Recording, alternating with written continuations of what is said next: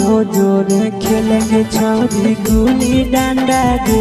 कहियो हमरो जोरे खेले ले आवे गुली डंडा गे।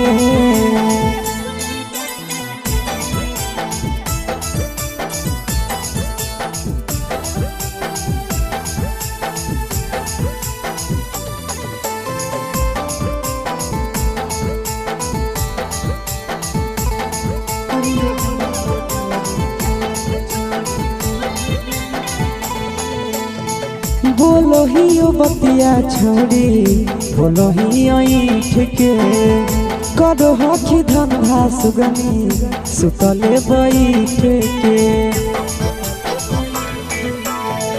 कहो ही ओ बतिया छोड़ी बोलो ही ईठ के करो हखी धंधा छोड़ी सुतले बैठ के।